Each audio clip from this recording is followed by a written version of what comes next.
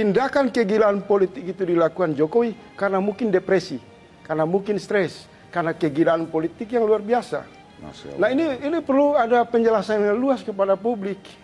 Jangan kita pada satu objek seseorang yang sudah banyak kita bicara etika, kita beri peringatan kepada presiden, tapi ternyata masalah presiden harus ke rumah sakit jiwa untuk menguji mentalnya.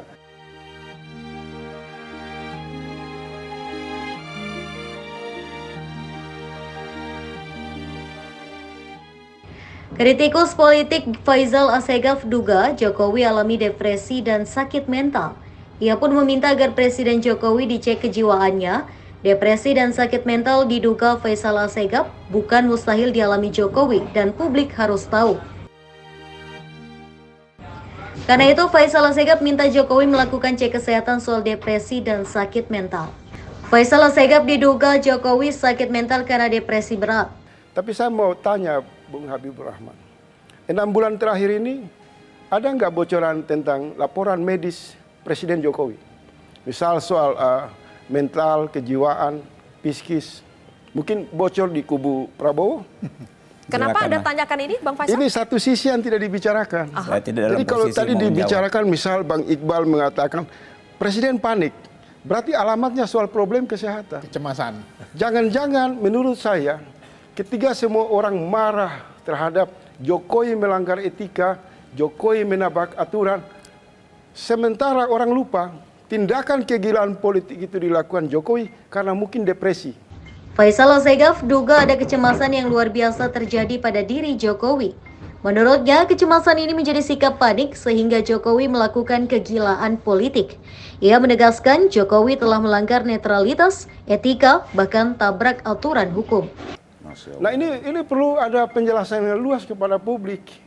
Jangan kita pada satu objek seseorang yang sudah banyak kita bicara etika, kita beri peringatan kepada presiden, tapi ternyata masalah presiden harus ke rumah sakit jiwa untuk menguji mentalnya.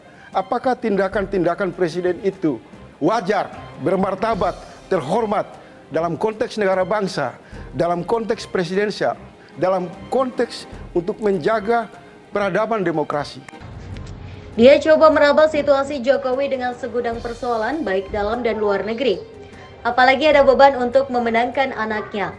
Faisal yakin ada kondisi stres dan depresi yang mungkin dialami presiden, terutama depresi dan sakit mental. Sementara banyak komentar tokoh dan pakar bicara soal hukum, etika, moralitas, dan martabat negara tak pernah direspon presiden.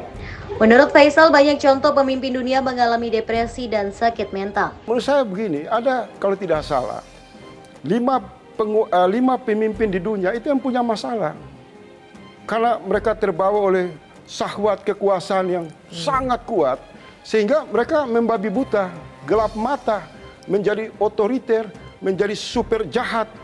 Sehingga kalau kita merujuk kepada judul hari ini, kemarin dan kalau tidak lain salah, dulu lain sekarang. Lain dulu lain sekarang. Menurut versi publik, pada dulu Jokowi masih bagus, masih apa adanya, masih natural.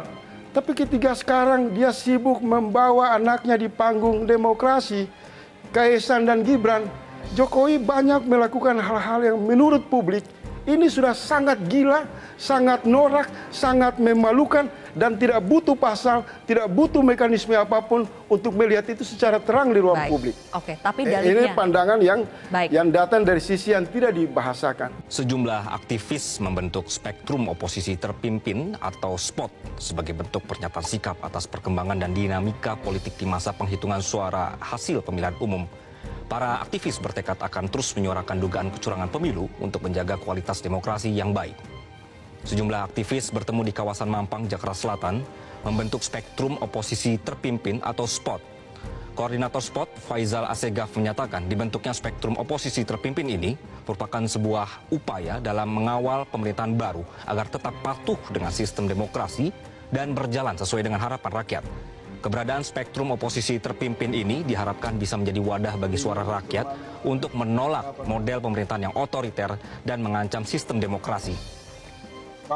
Sebagai penegasan sikap moral bahwa kami tidak mau berada di bawah bayang-bayang dinamika politik partai yang tidak memberi kepastian dalam proses jelang penentuan calon pemenang pemilihan presiden.